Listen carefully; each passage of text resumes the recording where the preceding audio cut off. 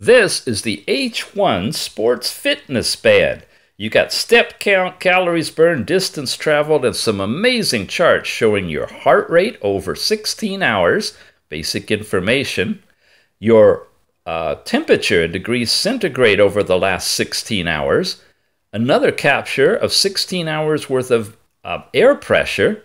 Then you've got the last 4 hours in altitude if you're doing a workout that has you going up and down distances and back to time.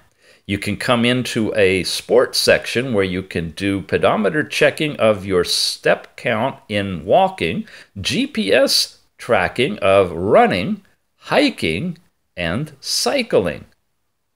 Beyond that, you've got ability to set goals and limits in all of your different sports activity, set laps, create sedentary timer alarms, check your sleep time from last night, set limits on your upper and lower heart rate, and get into your settings where you can turn on GPS, check where you are, adjust vibration, twist your wrist to see the time, create alarms, set a calendar or your date and your time directly in here, adjust the brightness and put in parameters related to you, as well as to reset the watch, or check on the H Plus app that it tethers to and the information there.